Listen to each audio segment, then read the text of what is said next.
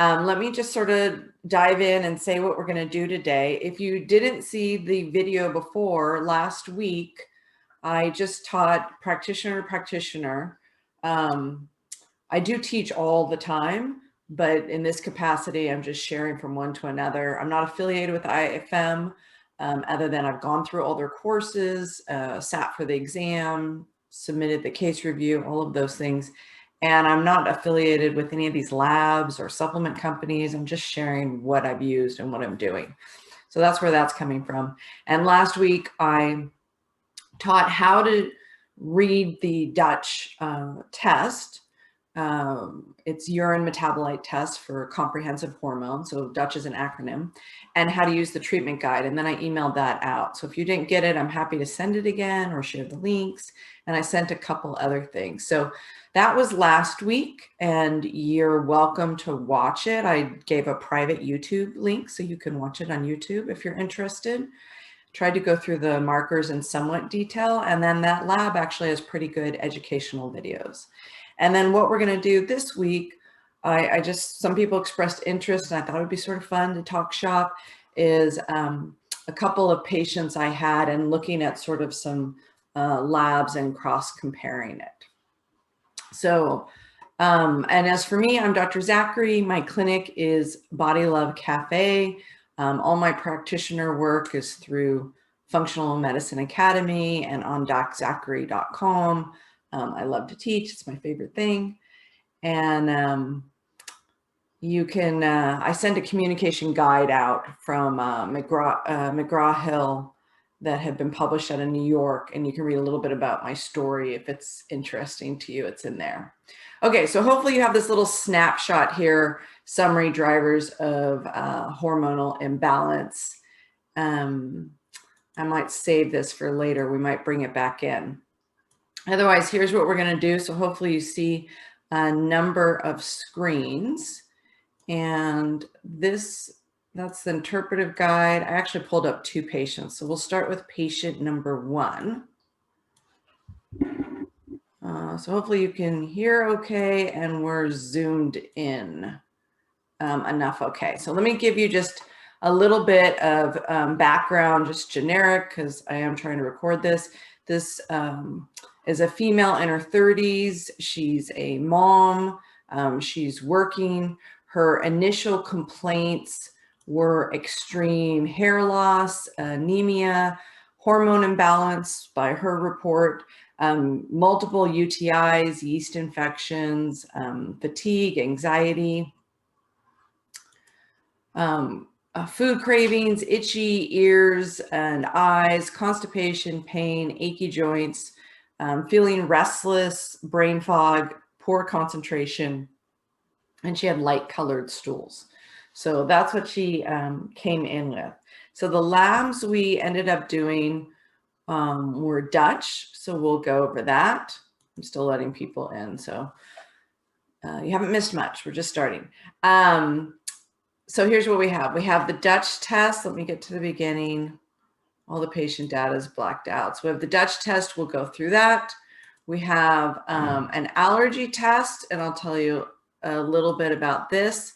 I wasn't always a big fan of doing allergy tests because I always felt like patients wanted it more, but most of them had gut health issues going on, high histamine, leaky gut, intestinal barrier issues. And so I felt like it was sort of a waste of their money to just test IgG allergies versus doing some of that work first and then seeing if there was anything left. Like there was more value to sort of time and order this a little bit differently.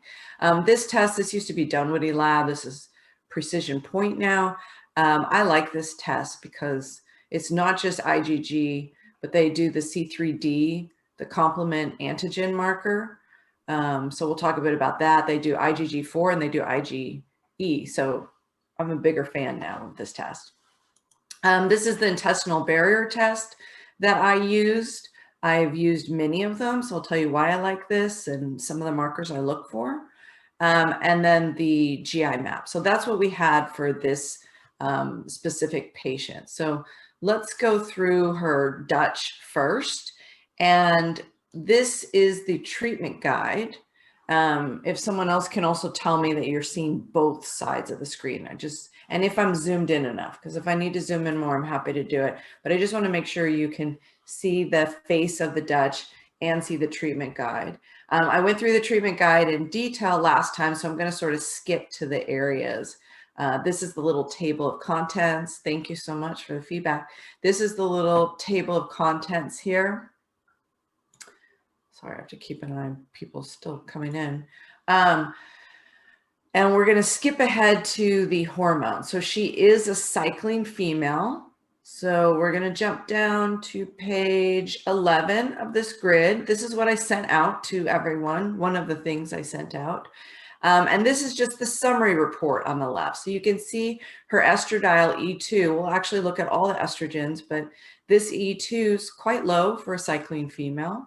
And remember, this is a luteal phase, so progesterone, we do expect it to be higher, but this still is a relative imbalance. Testosterone, fine. But the way to look at it is you can see her progesterone's 12.3. So on this treatment guide, you go on the left column, 3 rows down, it's greater than 6, which is normal. And sometimes people will be like an 8 or a 10, and they might have symptoms of low progesterone. So you can see here in this box, remind me if you guys see my mouse when I move it, because I'm using it like a pointer. I'm just not sure if I'm the only one who could see it. But I'm the 3rd row down and I'm 3 columns across. And you can see, consider hormone replacement therapy if progesterone is below 12. So sometimes someone's technically in normal, but their symptoms are, they have sort of a subclinical low progesterone.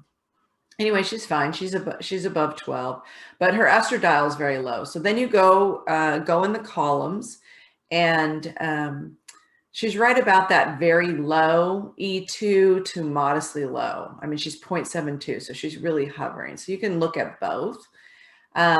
With the normal progesterone and the very low E2, the lab's suggesting possibly doing cycle mapping, so mapping throughout the whole month. I chose not to do that with her. Seek the underlying cause always. That's a functional medicine way.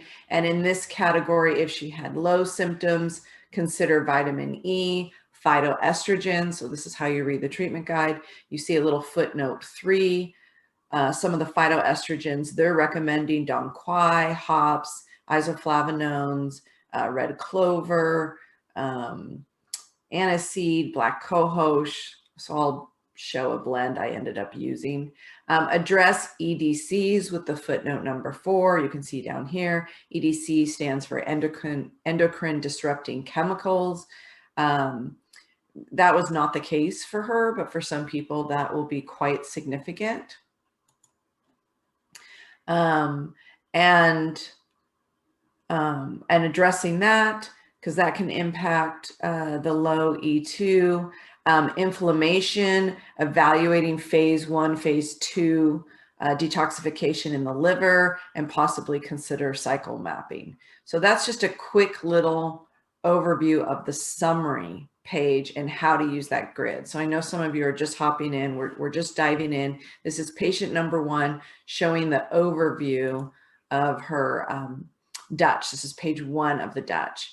And then you can see also in the summary, we'll look at it in more detail, but here's her daily free cortisol pattern. And the Dutch is nice that they give daily free cortisol and cortisone, which is helpful for mapping out these fluctuations throughout the 24-hour cycle. But that's a very small, like less 1% of the cortisol in the bloodstream or circulating cortisol. So we also have metabolized cortisol, which is going to give you a better idea of overall production, and total DHEA. So she's low normal on both of those, not necessarily something to be concerned about unless she has a lot of symptoms. And she did report a fair amount of fatigue.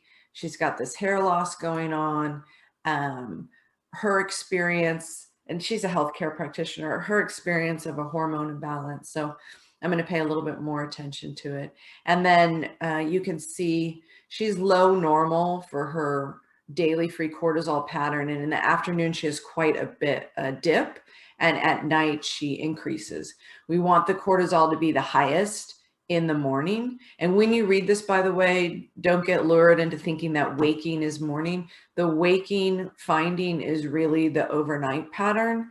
And as you know, overnight, I'm always talking to patients about this, they're sleeping, but there's still a lot of repair going on. The body still needs glucose, needs energy. And depending on when they ate their last meal and how efficient their body is, and if they have any blood sugar balancing issues, they're going to use up their fuel. And then they're going to grab stored glucose in the form of glycogen from the liver. Part of that signaling process comes from the adrenals. And so a lot of people who say they wake up at night over and over again, I just had a patient this week talking about it, I have something's wrong with how I pee, she said, because I have to wake up at night over and over again and pee, but it's not happening at all during the day. And she's not drinking water before bed. There was no changes in urine stream, no changes in the color. There was no kidney pain.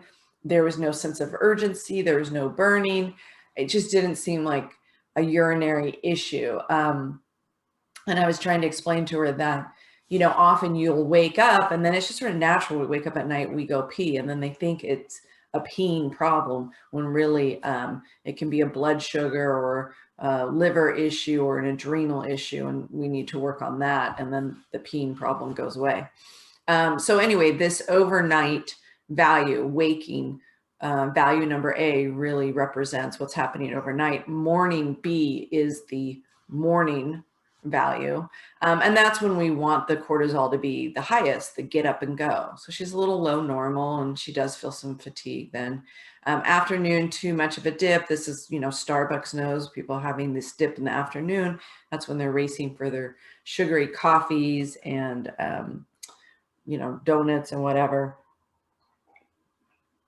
And then at night, that's when Facebook knows we're all on Facebook too late because these moms are fatigued or the healthcare practitioners are exhausted from such a hard day of work. And then they're having this cortisol spike at night and getting all ramped up again. And we want the cortisol lowest at night and the melatonin highest at night. So that's what we're looking for. All right, so that's a quick snapshot, page 1. If there's any questions, just type it in the box and let me know. Otherwise, I'm just going to keep going. So page 2 are her actual numbers for her sex hormones. Page 3 is a pictorial view of it. And that's the view I use to describe it to them. So in the top right-hand corner, progesterone, you see the total progesterone circle. These are like gas gauges that you read. So from yellow star to yellow star is the normal range for a cycling female. And then below that, you're getting into perimenopause. The purple box is the post-menopausal range. And the circle is empty because we don't actually measure progesterone in urine, but we measure the metabolites. And then the lab's been able to extrapolate and do research and compare back. And that's how on page 1, you are getting a progesterone total. And you can see it's a serum equivalent calculated based on the urine pregnanediol. So that's how they're doing the math. So you can see the progesterone metabolites. She looks fine. And then this corner here on the left are the androgens. So DHEA-S for sulfate. She's very low normal. Testosterone looks fine. Remember, testosterone will use the enzyme aromatase and form estrogen. So considering DHEA supplementation is an option, which I think they have listed here somewhere. It might be another section. I'll show it to you when we scroll through there. Okay, and then her testosterone metabolites, fine. If these are relatively high compared to DHEA sulfate, by the way, which they are slightly, particularly the endosterone, it's a sign of inflammation. And then this little gas gauge here, or fan gauge, this is 5A reductase. When you start seeing it tip over to the 5-alpha instead of 5-beta, it's a preference for making DHT. So it's that stronger, more androgenic form of testosterone. So keep that in mind when you're choosing supplementation, or if you're using bioidenticals, or if you're a prescribing doc. The whole advantage of this test is to see the metabolism and the patterns. And so for her, what did we end up doing? I did actually use some DHEA with her. I talked to her about it because I felt like there was enough room, that her DHEA was low enough that I could start her on a low dose, and I did 5 milligrams, so very low. But just keeping in mind, it could increase testosterone. I'm looking to increase estrogen. So I'm hoping it's going to go downstream, but I wanted her to watch and she had very low libido also. So there was other reasons for this, but I wanted her to watch that she didn't end up feeling irritable, or, getting acne around her chin, or greasy hair, right? Signs that it was just getting sort of trapped in this pattern, or going farther down that 5-alpha preference. So that's why I did very low dose, and that was not my primary remedy, was to step in there.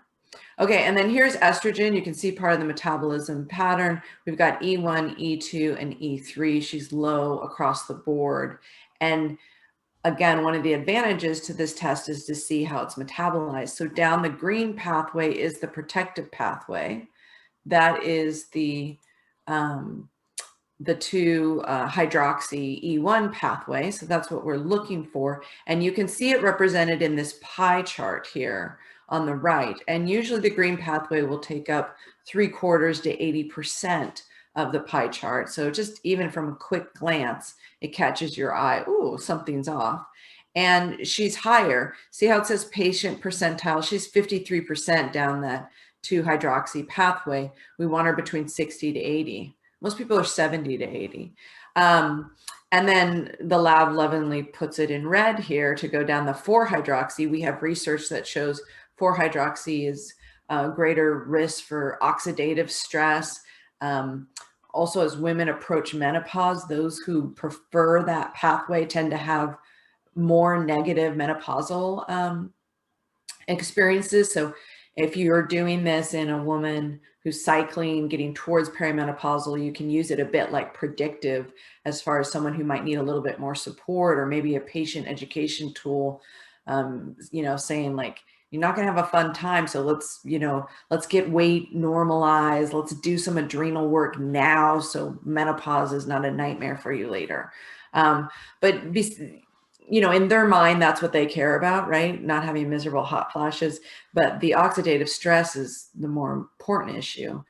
So you can see down this red pathway forming the reactive quinone, and it can damage DNA. Glutathione can be very helpful. So when you see this path increased, you may want to add that.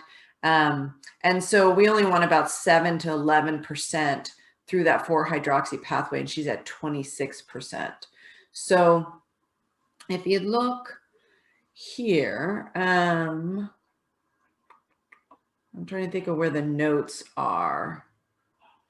I just want you to be able to find it, so it's not like me just saying it. Come on, little guy. There you go.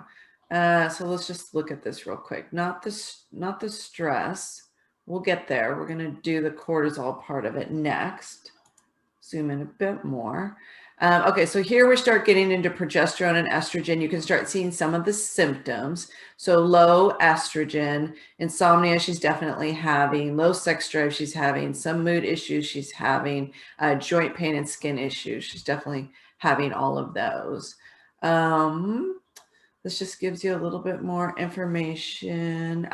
Here's a little part talking about poor phase 1 metabolism that favors, so this is page 9 of the treatment guide, favors the 4-hydroxy over the 2-hydroxy. So that's what we're talking about here on the left. So there's a little bit of notes there. And there's a part like you might want to use DIM and glutathione and sulforaphane and all of these things. And I think they're listed here for you, so you don't have to think about it. This page is helpful, page 10. This says getting at some of the root causes, so low estrogen and progesterone. Of course, doing the sample on the wrong day is going to throw it off. The sample should be taken between day 19 to 22. We just tell patients 19 to 21. It was done correct, so we're able to rule that out. Let's see. This was the one I was on here. Here we go. If poor phase 1 metabolism, DIM, I3C, using those, glutathione, NAC, Brassica family. I just wanted you to see that the resources were here. Here, when estrogen's elevated, talking about sulforaphane. Okay, good. And here is a footnote number 5 for methylation support. So you can see some of the methylation support. All right, so now you know where to find it. Okay, so that was one of the things we were considering for her. And then this is a calculated value on the bottom left. You can see the 2-hydroxy is low, and then they're calculating how much of 2-methoxy that's preferred. For those of you that took the recent IFMCP test, that was on there. And so because this is lower than here, this ratio is off, this is a calculated value. And so it's determined that she has low methylation activity. That does not look at the entire methylation cycle or 1-carbon metabolism. That's a different test, which I didn't do on her. And I had mentioned, depending on results, if we don't get the results we want with this first round, we might want to bring that in for later. And then it's possible she has a COMT SNP. I don't know because we haven't tested it. This, even though this is evidence of low methylation in this example, this does not mean for sure that she has a COMT SNP. So I didn't make my recommendations until I went through all of the other tests. So I'm just going to tell them as you go along. But my recommendations were based on looking at everything together. So what I sort of summarized from the hormone perspective was low estrogen relative to progesterone for a cycling female. Consider FemGuard. So that's what I was recommending, Designs for Health, FemGuard. So that's not bioidentical, but it has some herbal ingredients in it that's going to sort of naturally bring things in balance. If we can do it at that level, then great. If not, I was going to recommend some supplemental level bioidentical estradiol, and a little progesterone, just so it wasn't unopposed estrogen. And again, just the bioidentical form. But we're starting with FemGuard Balance Plus and the 5 milligrams of DHEA. I talked to her a bit about the phase 1, phase 2 liver support, and there's DIM in the FemGuard. That's part of why I went with it. It has a little calcium D-glucarate in it. So I was just getting several things at a low level in FemGuard Balance, and that's why I went for that instead of having to give multiple bottles, because we had a complete history, intake, 4 tests. There was a lot of things we were covering, so I was trying to not have her have to have a suitcase for her supplements. I discussed methylation being low, what that meant, and then depending on initial improvement, about a month, 6 weeks in, we may consider additional liver support, adding a methyl donor, or testing, full 1-carbon metabolism, COMT, if needed. So that's sort of where we were up to this page, and I'll recap what I gave a bit more, but let's keep going through the test. So the next page are the numbers for cortisol, her adrenal hormones, and the metabolites. And then the next page is the picture view, and that's what I use to describe for the patient because it has more impact. I talked to them a bit about hypothalamus, pituitary, and the significance and the role these glands play in communicating with the thyroid, adrenal, and ovary sex, gonads. Melatonin was fine. DHEA production was fine, so it's not like she necessarily needed that supplement, but she was so stressed, so fatigued, the cortisol being elevated at night, and I wanted to see if I could use that to go downstream to help boost the estrogen before doing the bioidentical. I felt like I had enough wiggle room to do that, so that's why I chose that. She doesn't have an overproduction of cortisol, but you can see from the metabolites that she does prefer the active cortisol. And let's say she preferred the inactive cortisone. You could choose something like in the morning, if she was feeling really tired, or this afternoon where she's so sluggish, you could choose a supplement that had licorice in it. A good one I like, Drenatone by Designs for Health.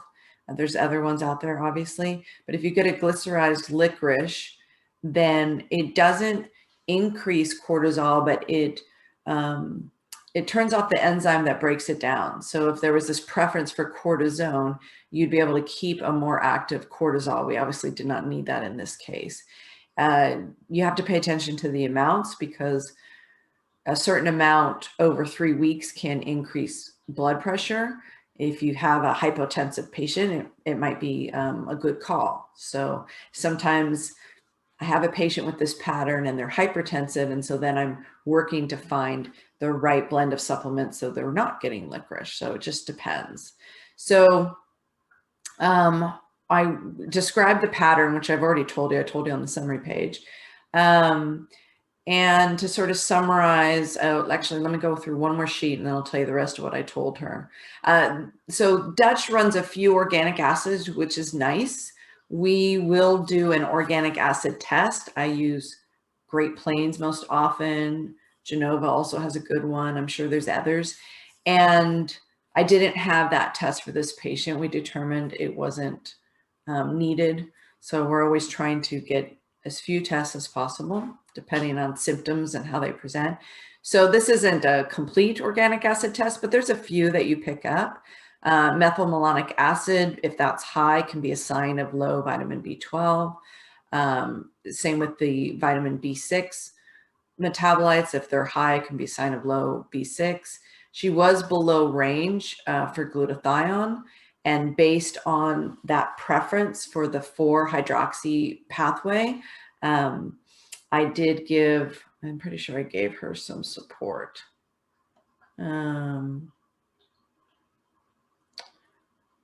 Yeah, I had enough stuff in.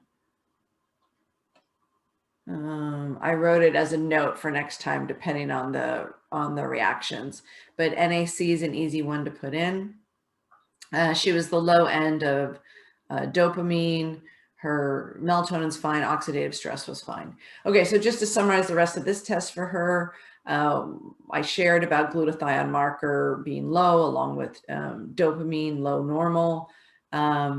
We talked about the slight favor of the 5A reductase and watching for acne around chin, greasy hair, irritability, especially as we choose to supplement. Started with low dose DHEA, may bring in the bioidentical estrogens.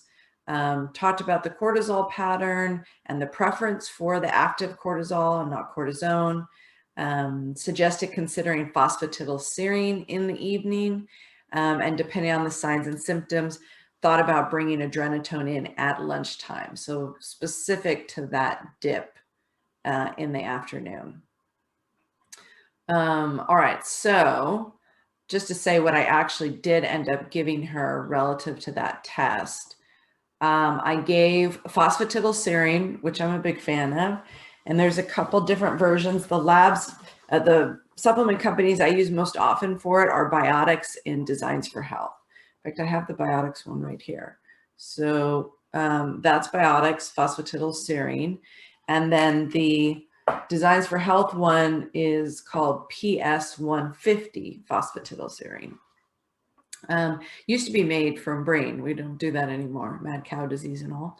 So, so now it's like sunflower. This one's a soy lecithin. I like the I tend to use the Designs for Health one. That's a non-soy one, so I use that more often. Let me show you real quick before, let me say what I finished doing, and then I want to show you one more thing on the treatment guide before we jump out of this test. So phosphatidylserine, I was having her take 2 to 3 in the evening after dinner, specifically trying to support lowering this cortisol response at night. One of the things phosphatidylserine is great for. And if they don't get exhausted, so some people, I remember I did this myself, but some people, that cortisol response is so high at night that when they first take phosphatidylserine, it's almost like a sleep aid. They're just out. Now that may go away, but if that works, then just keep it in the evening and it can help support sleep. Great. But for those that don't have, whoops, I still have to admit people. For those who don't have an issue with it making them sleepy, and if they're really high stress all day, then they can take it throughout the day. I had a crazy week. It doesn't make me sleepy anymore, so that's why it's on my desk. I took it all day during the week. What else was I going to say about that? Oh, I've had a few patients that felt it helped them have less brain fog so much they took it earlier in the day. I remember one just saying like she just felt like it cleared up and she can think clearer. And there's some evidence people using it in Alzheimer's and dementia patients. So you can experiment with that. I gave her Pharmagaba, which I probably have. Yeah. This gives you an idea what my week was like. So there's Pharmagaba. I love Pharmagaba. I use it in many different forms. And so I was having her use Chew 2 any time of day and even at night just to wind down and see how she responds. She also had racing thoughts at night. So sometimes I have patients test it. It can be great with tachycardia. It can be great with racing or ruminating thoughts.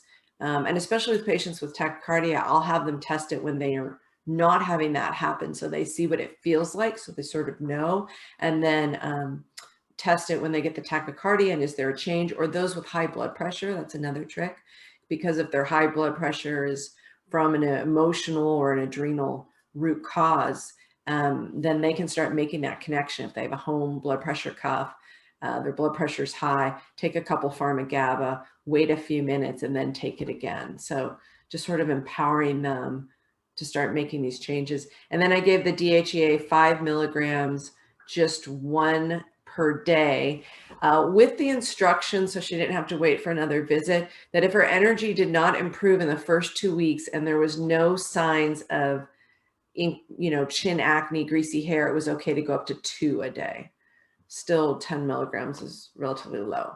Okay, so before we jump out, that's what I chose to do. This page on the guide, page 13, I did not give progesterone and estrogen, but if I had, which would be the sort of the next step I'd go, I'm thinking of what I was going to give. We're right in like sort of a moderate dose is what I'd be using. A low progesterone, but a low to moderate dose of estrogen. And then DHEA is what I started with. You can see at 5 milligrams, I was in the low category. And even if she ends up taking 2 a day, that's common. It's not very high. Those of you who do lots of hormone replacement therapy, there's some good information here, including monitoring it. And if you go to the Dutch website and get in there to the practitioner training, they actually have some helpful videos about, like, if you like the estradiol patch, if you're using testosterone pellets, which I'm really not a fan of, but maybe you are and you get great success with it. I just usually see people on the other side where they got it done at, not with a typical physician's office or those of us doing functional medicine, but sort of like, I don't know what you call them now, like these trendy little spas. And I usually see them on the other side where they went in just because they were tired, right? Or they had low libido, and then they end up with this huge hormone imbalance. So my bias comes from that. Let's see, anything else I wanted to show you on that? I think that was mostly it. Testosterone, so if you can see here on the right, low testosterone or high testosterone symptoms. So these high testosterone symptoms, that's what I'm saying if I'm doing a supplement and I want to make sure, like, how is the body metabolizing it? How are we going down this pathway? I'm just, so much about patients is managing expectations, right? And then empowering them to know what's going on. So if you're on one extreme or the other, they're not freaking out. I also personally find with hormones that just a little nudge in one direction or another can have a big impact. A little bit more information about testosterone for women. And then it starts, you have a little grid, so that's lovely. They pair DHEA with it. So like if you have normal testosterone, but DHEA is normal, is lower, then they'll talk about supplementing that. If it's high, like you're getting high testosterone, some of these footnotes are very helpful. And then you can use your favorite supplement line. So like one of the footnotes here, first footnote 4 is talking about ways to get DHEA and common dose. So you've got that. Some of the suppositories are great. We'll recommend suppositories too.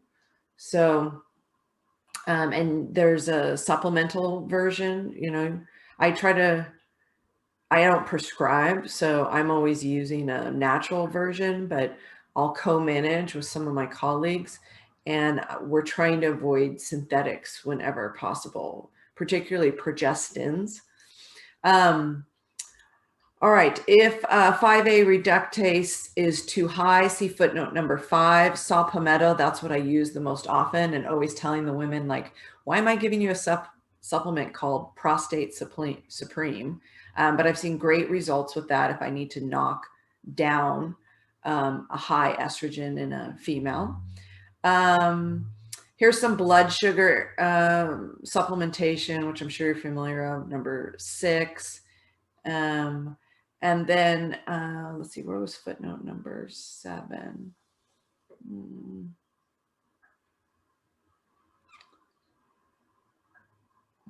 Where is the example for it? I don't see it. Maybe you see it in there. Yeah, I don't see it. Oh, there it is. Very high testosterone. Okay, so what they're recommending, I was like, what are they recommending there? They're recommending precursors.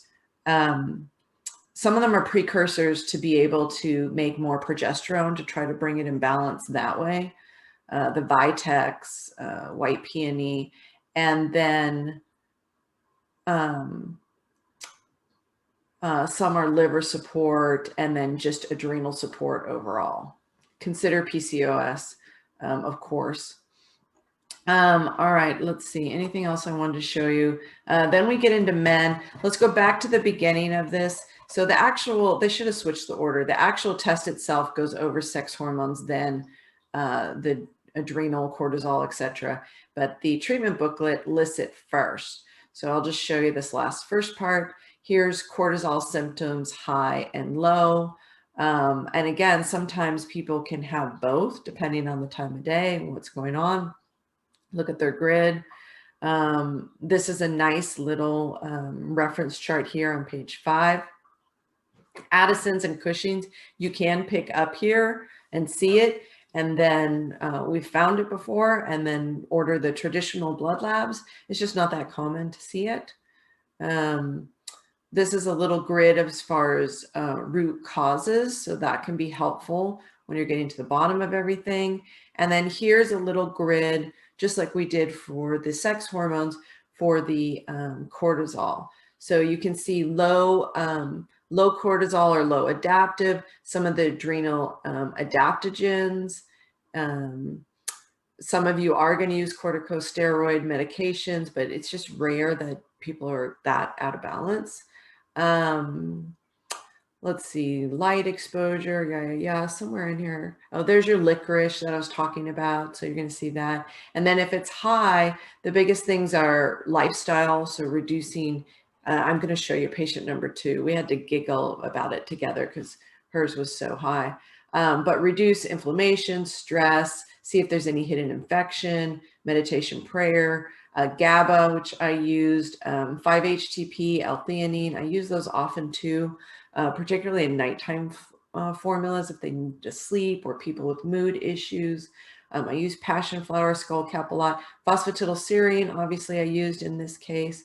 Maca I don't use as often sometimes. You might love it. I've just seen people have reverse reactions to it. And then all the adaptogen support. There's one formula I like in particular, especially when people have immune issues, which did I give it to her? No, I wrote it down to consider for next time. So one of the things I'll do is when I'm already thinking through these things with a patient, I will decide what I'm doing now, but I will write the things I was thinking for next time because I don't want to rethink it. And then it just reminds me quickly. So one of the things I was thinking of was Hepatotone Plus by Designs for Health, which has cordyceps in it and schizandra. What else is in there? I think milk thistle. It's just sort of a nice immune liver blend. So that was one of the things that I had written down. Okay, so I just wanted you to see that grid. So that was it for her on the Dutch. The lab, by the way, if I keep going, the lab gives you some like boilerplate information, and the stuff in bold, first of all, you get the whole chart. I never go over this with a patient. They would hate me. But if you want to map it all out, there you go. And this is helpful, like it's sideways right now, but this is helpful to print and maybe have by your desk because the lab did do you a favor, which is like, see, turn your head sideways. See, she's favoring the 4-hydroxy, and it's talking about one of the SNPs that can be problematic. It's talking about inflammation and smoke. It's talking about how to boost the 2-hydroxy E1 pathway, cruciferous veggies, DIM, things like that. So you get, thank you for putting that in. You get some tips right here, just at a snapshot. So that's lovely. There's all their references for the lab. Here's their clinical support overview, which I think is pretty generic. And then in bold will be information about your specific patient. It continues for some reason, there's 8 more pages of it. For some reason, this was broken apart. So here's the rest of it. It's normally all one file. So most of this is just boilerplate and then just a little bit of information about your specific patient. But mostly you'd be sort of uninformed if you just stayed with this because it's just not that great information. So the treatment guide is much more helpful. Okay, so there's that. And Polly, thank you for sharing that link. Okay, so let's jump to the intestinal barrier test next. If I can get it to show.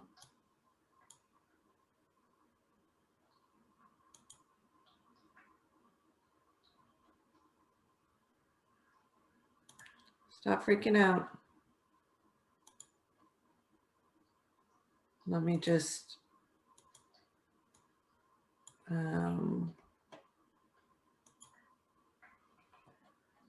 maybe I'll close it and reopen it. See how it's like not letting me grab it. All right. Let's just reopen it. So this is patient number 1.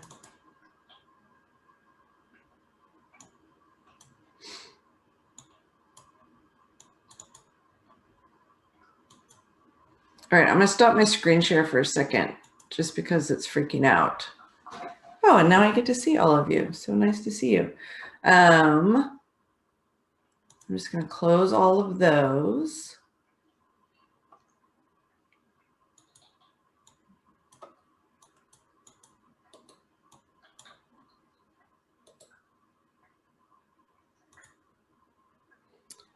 And we'll try again.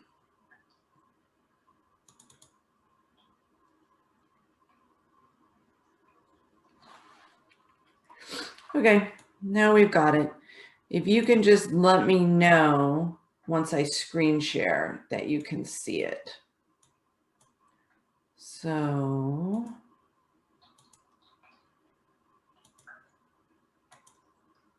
all right, it should be shared now.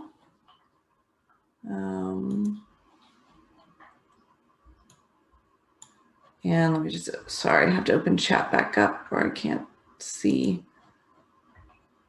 Okay, thank you. Appreciate the feedback. Okay, so this test, and if I need to zoom in or something, tell me, but otherwise I think it's pretty big.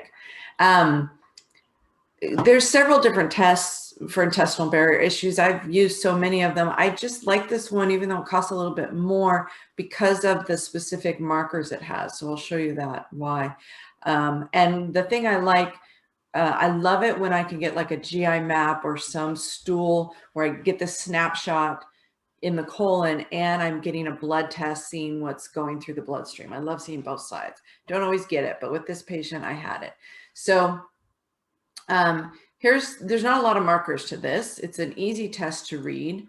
I don't order it all the time, but when I feel it's needed, it's helpful. And the lab actually provides very good notes. So zonulin, she's borderline high. So zonulin is a protein that helps with the, integrity of the gut barrier, the lining. And so when it gets elevated, it can be a sign of leaky gut or intestinal hyperpermeability. It's not a perfect marker because sometimes people have it and it's not high, but this was in the bloodstream. I do consider it positive. You can also measure it in stool. I don't do it as often in stool. I tend to use other ones, and why make people pay for an extra marker?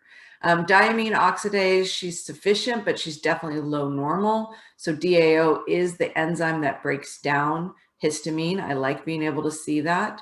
And histamine, cost and insurance coverage. What is the cost for this? I think in our office, it's $412. And that's based on all the fees, like credit card fees, and we go through an outside lab company, their fees and whatnot. The cheapest you can get it, I believe, is around maybe $300 cash. You can get insurance to cover it. So depending on the license you have and for ordering and whether you find you get coverage or not. This lab recently rebranded. They were known as Dunwoody. I've used their intestinal barrier test for years, so I like it. But they did a special. It's still going on right now because they rebranded. I wish they would just keep it all the time, but it's been nice. We've been able to pass the savings on to patients. They basically let you get this test and the allergy one, which I'm going to show you. That was the snapshot I sort of flew by earlier. 2 for the price of 1. So if you're still, we're about to close. We're in our last week, so we're only offering it through the 18th. But if you're, open through December, you can get that. So that's quite a bit of savings, and it's lovely to see them together. Okay, so histamine, she's high in histamine, and I've had patients, oh my gosh, I've had patients where it was just 10, 20 times normal. So the worst combination would be high zonulin, very low DAO, and high histamine, right? And you might even get in a histamine intolerant state. This is just what I would consider like a leaky gut and allergenic state, which will make more sense as we look at the other test. And then this is just a calculated ratio doing the math between these two. And so she's in that borderline low range, obviously because her histamine's elevated. And then I love seeing these lipopolysaccharides. So lipopolysaccharides are the endotoxin released by gram-negative bacteria. We're going to look at the GI map, so that will make more sense. There should always be some lipopolysaccharides in the bloodstream, not necessarily a high amount, but a normal range, because we get exposed to bacteria all the time, right? So there is a clinical significance when it's low, and you can see she's low in 2 of them. And then look at how high she is on her IgG lipopolysaccharides. So again, this will make more sense when you see the GI map. But this is a sign of leaky gut, right? The endotoxin from the overgrowth in the colon getting across that barrier and getting into the bloodstream. And then you have great notes from it. So the lab will talk about the significance of high zonulin, talk a bit about histamine intolerance, some of the symptoms where you see high histamine. You'll have additional notes, including high histamine foods to avoid, DAO. So sometimes I'll supplement with DAO. It can be hard to get a good DAO supplement. The one I use is from Zymogen, and I don't do it that often. It's pricey, but like I talked last time, I had a patient of mine, actually another physician, who would have this huge histamine response to food and actually rashes all over her body. And this was one of the tests we did besides getting at the root cause of everything. And so she had very high histamine, very low DAO. So we did supplement with DAO in that case. And she uses it ongoing. This gets into the significance of high lipopolysaccharides and some of the conditions associated with that. And, you know, from the IFM perspective, and I certainly agree with everything I've seen with patients and all the research I've written, you know, autoimmune conditions have that 3-step process, right? A genetic predisposition, which isn't a guarantee that they're going to get it, but certainly sets them up for more susceptibility. And then step 2, an environmental trigger or a trigger of some source. It could be a gluten allergy. It could be high stress. It could be glyphosate toxicity. It could be, I don't know, so many things, right? I actually have a class I taught. I went through this in detail for practitioners, and some beautiful graphics of all of the things that play a role there. And then step 3, leaky gut, right? Intestinal barrier issues, because it's one thing to have this like unfavorable metabolic environment and these overgrowths, either pathogens or opportunistic bacteria in the colon. But then when it gets into the bloodstream, this is what I call an autoimmune state. And, you know, docs will talk about how you get one autoimmune condition, there's such a high probability of getting another. And in a patient's mind, it's like they got an autoimmune condition and it's like contagious and it jumps from organ to organ. And I'm trying to explain to them, no, it's really a reflection of your health as a whole in this autoimmune state. And then if you have these increased lipopolysaccharides racing around your bloodstream, well, we know that the thyroid and the adrenal glands, 2 tiny glands, but they actually have like the most blood supply per square footage, right? They're important organs, important endocrine glands, high blood supply. So if you're in an autoimmune state, is it surprising that so many people get diagnosed with these autoimmune thyroid conditions because it has such a high blood supply? Why wouldn't it take a hit, right? So anyway, you can see here some of the conditions associated with elevated lipopolysaccharides. And then low lipopolysaccharides, like I was telling you, the clinical significance, because having it signifies a low immune response because there's some always present. And so we don't expect it to be low. So they may need immunoglobulin support. And if you read that communication guide I gave you, which is a really awesome tool if you ever want me to show you how to use it more, like we use it all the time. I'm biased, I created it, but I love it. But I talked a little bit about my story. And so I was diagnosed with a primary immunodeficiency, CVID, which you may be familiar with. And I had to go and get human immunoglobulins, IVIG, every 3 weeks. And it costs over $700,000 a year. I was declared permanently disabled, could never work in healthcare again, never be around kids. It's just really sucky period of life. And that's how I got into functional medicine. And I haven't had that treatment in 5 years now. I still, my CVID didn't magically go away.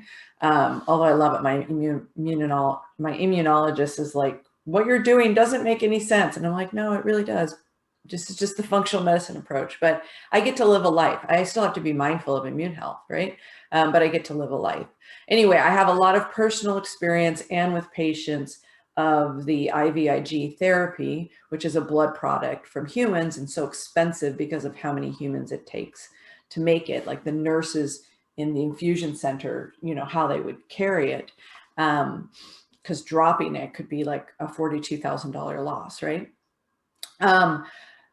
But we have supplements that will give immunoglobulin support. One is colostrum. Like I use Tegracell colostrum by Designs for Health.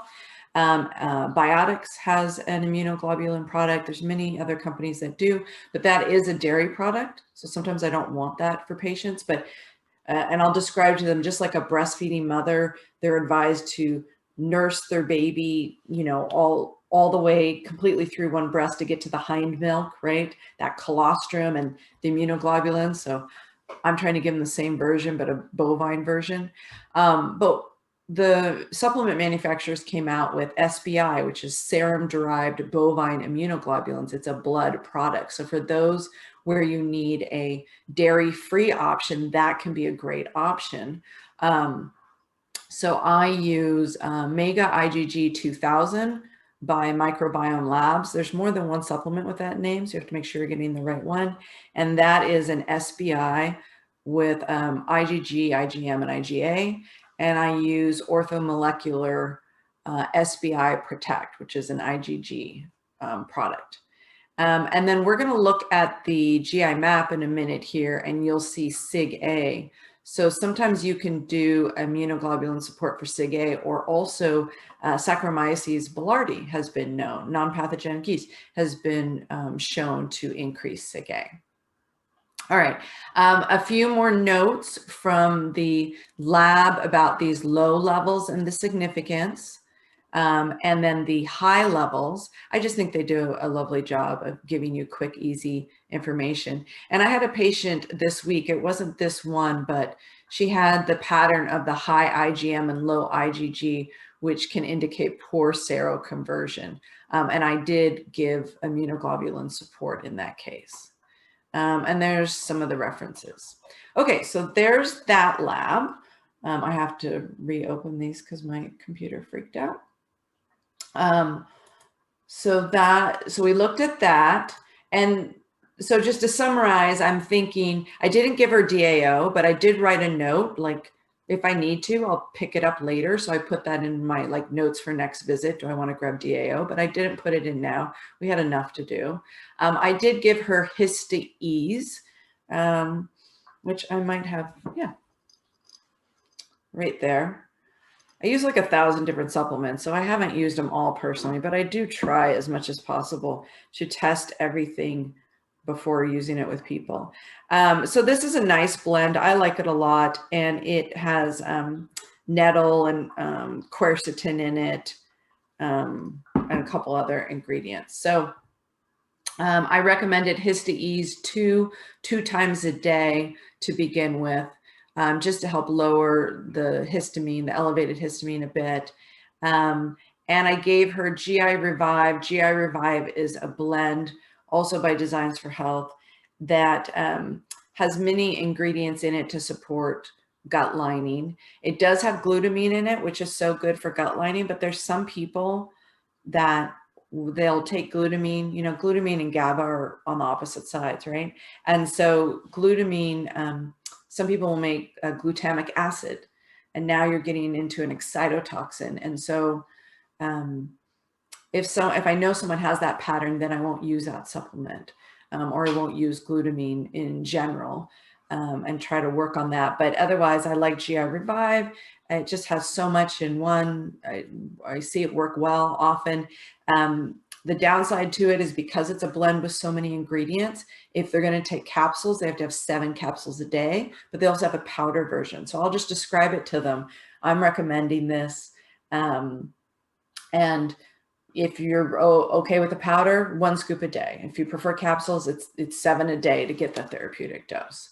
And if I give someone GABA, which is typically very, very calming for people, and they like talk about allergies, and now like I feel like I'm getting allergies.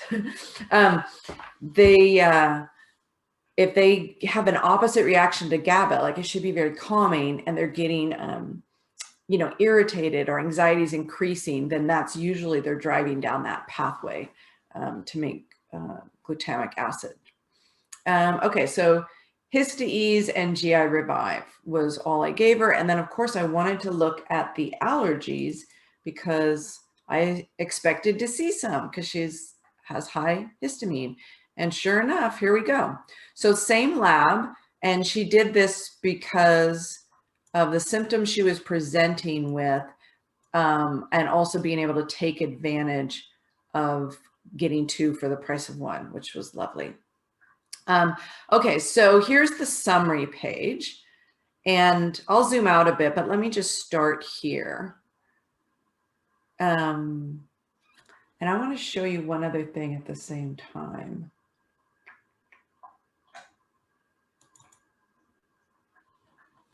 I'll see if I can separate this so you can see it side by side. I like the notes this lab gives. Not every lab does a good job, but I think they do a good job. So this is their allergy guide. I actually give this to patients. And I think it's very thorough. It answers a lot of questions. And you can get this right from their website, or if you want, I'm happy to email it to you. And talks about, you know, the different markers, IgE, a true food allergy, the IgG, the complement component, the significance of the IgG4. We'll talk a little bit about that. Talks about some of the conditions associated with the C3D elevation. If you're doing like a CBC with differential, you can see if eosinophils are elevated. And if they're having throat pain, you might have eosinophilic esophagitis. Talking about the blocking potential, I'll get into that. I just want to, stroll through this with you. Some of the conditions associated. What else? The precision that they use for their testing. The more restrictive versus less restrictive diets, I'll cover that for you.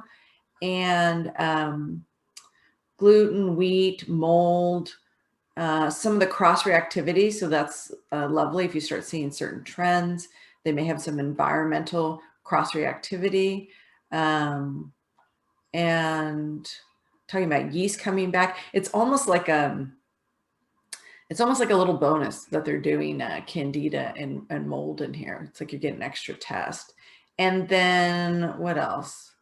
I think they have some, they show you like certain markers that come up, the foods that are highest in it. It's really a lovely guide. You can see why I just give it to patients too. But if you are interested in this type of test and you want to learn more, and then there's their references and whatnot. Okay, so let's come back to the test. If I need to zoom in more, tell me, otherwise I'm going to stay here. So the first couple columns are the true allergies, IgE obviously, and you can see black pepper, which she says she uses all the time. We're cutting that out for sure. Her body is not liking black pepper. The IgE allergies might not go away. It is possible that, you know, these are testing as true IgE allergies. It's possible that with everything that's going on with her body being out of balance, you're about to see the GI map, and, you know, leaky gut and high histamine, especially if there were a ton of these. There's 2 pages to the summary, so I'll show you both. But I was thinking of another patient I had this week that had so many IgE allergies, and usually don't have that many. Like she had like 25 high IgE allergies. In that case, you know, doing some protocols and then retesting makes sense to me. Otherwise, most of the time, you don't really need a retest. And the high, by the way, is the top 5% of reactivity. Moderate is the top 20% of reactivity. So those are considered true allergies. Now, IgG, this column here under sensitivity, that's what most food testing does. And that's why I wasn't always a huge fan in the beginning. Like sometimes I thought it was a waste of money if we hadn't done some work identifying what was going on and going after, you know, gut barrier health to begin with. Because you'd come up for a lot of stuff, right? If you just had leaky gut and you were sort of inflamed, this column would be, it would just come up high. You'd react to things that weren't really you know, weren't a real food sensitivity. You were just sort of irritated as a whole. And she definitely has more of those. But this other patient I was talking about, she had very few IgG sensitivities and just the IgE was through the roof. It was very interesting in the conversation because once she saw the test, she didn't expect to see much on it. And she then revealed that she had been itchy her whole life, itchy to the point where she would scratch herself and it would look like welts, like she had been whipped. None of that was disclosed until we actually had the test. Okay, so this is the food sensitivity section. Now, IgG4 is broken out a little bit differently. And elevated IgG4 can be problematic by itself, but also the body can use it as a protective mechanism to block. So beef is an example here for her. Banana is an example. It can use to block a more true IgE or potential anaphylactic response to a food. So that's why you see these green yeses and it's under the true allergy section. So it'll be interesting to see how it shakes down for this patient after we do some protocols and whether we need to retest or not and what happens. And there's more notes on that in there, or you can ask me questions about it. The C3D, not every lab does that. I like that they do that. This is part of the complement, you know, innate immune response. And when it shows up, it can make the IgG response 1,000 to 10,000 times worse. As a whole, IgE allergy is usually an immediate response. It's not always anaphylactic. That's what we think of, you know, needing an EpiPen, but sometimes it's like immediate, like tingling around the lips or swollen tongue or throat or itchy, could be anaphylactic. And the IgE can continue for 1 to 2 days after exposure.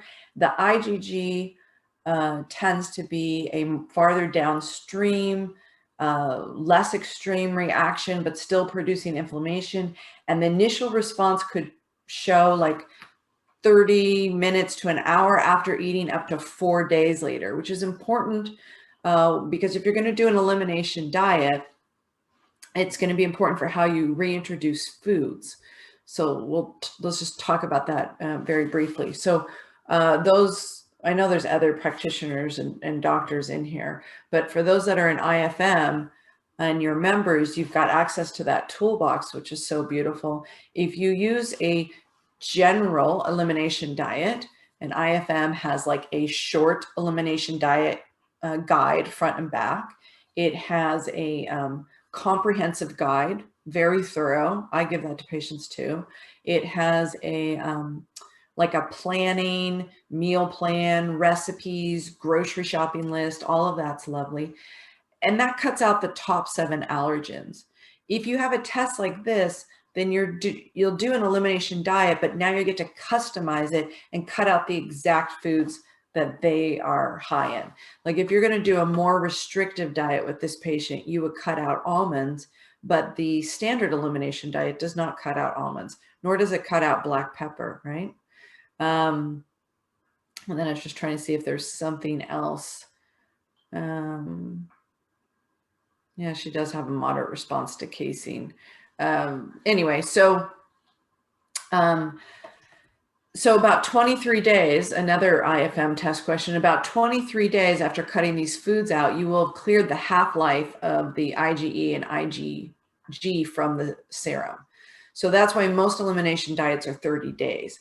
I'll try to get my patients that are motivated to go 6 weeks or even 2 months. I mean, if we're going to do this and it's tedious, let's just clear it all. That's my thought. If they're whining and moaning and they don't want to do it, then fine. But if, most of them are gung-ho and they're like, I will cut those foods out for 6 weeks. And then the reintroduction, you know, you can always retest, but then you have to pay for a test or you have to rebill for the test. There's actually a lot of good evidence and also clinical experience of using elimination diet. It's highly effective when you do reintroduction correctly. It's just tedious. It's specific. You have to be disciplined.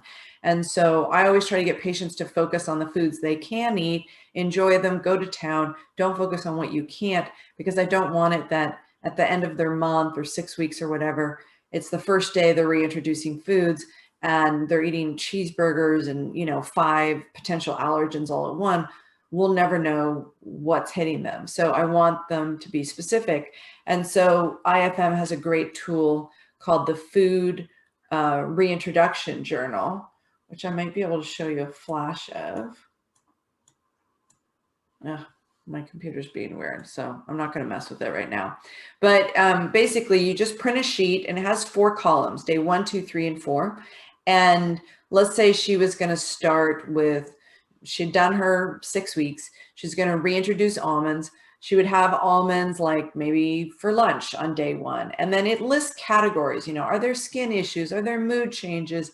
Are there bowel changes? Things to remind the patient, because they're not thinking that it's related, right? But inflammation can show up in so many different ways. And then if there's no reaction on day 1, I have them eat it again on day 2 and they're still charting it. And then no reaction, we just wait for day 3 and we wait for day 4. So you wait those whole 4 days, because if it's not an IgE response and it's just an IgG, it's possible that they ate it on day 1, day 2, and they're not having a response till day 4.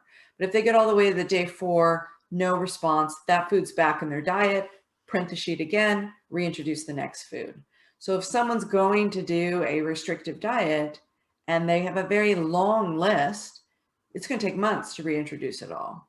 And some people say, I'd just rather redo the test. But it's free to do that if they're willing to take the time and effort. Okay, I just zoomed out so you can see the page as a whole. And then this is page 2. So let me just keep going here. This is the less restrictive diet. So it just removes the things that are really problematic. It's lovely that the lab gives you this and you don't have to, you know, think it and mark it all. And so these were the worst. Now she came up for Aspergillus. And by the way, I think Candida, it was there, but it wasn't as bad. But remember, she had some symptoms. Recurring UTIs, yeast infections, itchy ears, right? Some food cravings. So there was some sign that there might be a fungal overgrowth. Okay, so this is the least restrictive. She just cuts those out. She eats everything in the green, enjoy. And then the these moderate foods here in the yellow, she can still eat them, but only once every 3 days, just not to increase the inflammation. Or she could do the more restrictive diet. You can see how long of a list that is. And her choice was she was going to start with the least restrictive, because she'd just done a bunch of grocery shopping. And then as soon as she ran out of that foods, she was going to move into the more restrictive. So that was what she chose to do. But eat the green all you want, rotate the yellows. And then when she's reintroducing foods, it's going to take some time because she's going to reintroduce them slowly. And I encourage her to go by the least reactive versus the most reactive. So there's that test. This is IgE and IgG4 exposure, so true allergy exposure. So you can start looking for trends.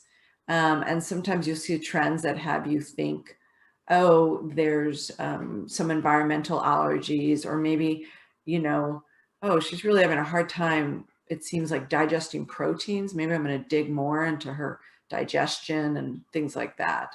And then the same thing, it just goes on and on, but I already went through the summary, so you get the idea.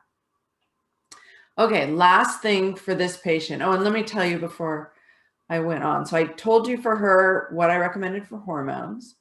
I told you what I recommended, histamine and the leaky gut support. And then what else did I give? I did give Immunotone Plus because she was also sort of dealing with some sicky issues. I gave a digestive aid and then a couple other things that will make sense when you look more at the next test. Oh, I know what else I gave for this. I gave Colorex. I don't know if you're familiar with that. It's red leaf horopedo out of New Zealand. I love their products, and I can't remember what the name of the company is, but Colorex, K-O-L-O-R-E-X. They have an intimate wash and a topical cream that are so helpful to use, and they can use it in the shower. I'll also use, they have capsules, I'll also use Colorex internally. Okay, last thing for her is the GI map. So here's her GI map. And then let me also just show you the interpretive guide. I sent this out. I'm going to put it over here. And you can just find it online, but they have a lovely interpretive guide with details, how to read the report. This is a DNA quantitative PCR test, which is great because like page 1, this is usually the only things you can get the hospital to order. And, but it's not quantitative. So unless they're truly high, they're not going to get a flag. Whereas because this is quantitative, if it's present but not high, you'll see it. I really like this test. I've used it a lot. This is a helpful grid on page 8. They've got the 5R protocol, same as IFM teaches, and then lists many different supplemental ingredients. And those who prescribe antibiotics, they're actually in this guide too. So helpful. I don't prescribe antibiotics. If we need them, I refer. But we have a lot of success using antimicrobials. And we also use phages, which is what I chose to use with this particular patient. If you're not familiar with phages, they used to be popular before antibiotics. And then we discovered antibiotics, which are wonderful, but we sort of overdid it. And phages are everywhere, one of the oldest things on earth. Pick up a drop of water, you're going to have tons of phages in it. And phages are sort of interesting with the virus that we talk about this now, but it's a virus. And it affects bacteria, but will not hurt human cells. And the specific product I used had 4 well-studied phages in it that are particularly helpful for E. coli. So that's why we went with that. So after, I'll go through this test with you, but I gave her Digestzymes, which is a good digestive aid, in my opinion, in my experience, with betaine hydrochloride, pancreatic enzymes, and ox bile salts. And I gave ProbioPhage, which has 4 phages in it and 5 probiotics. And then I did high dose probiotics, 250 billion CFUs. And you can see here, so this is the Enterohemorrhagic E. coli. So you can see the notes. Here it is right here from the lab, how they're getting it, fecal contamination. It can be implicated in HUS, hemolytic uremic syndrome. So sometimes antibiotics are contraindicated because of that, because it can initiate the HUS. Compare it to calprotectin and Sig-A. We're going to look at that. Consider high dose probiotics. We included all those. So anyway, that was the response. So usually I'm going to zoom out just a little bit here so you can see this whole page. So hopefully that's okay for you.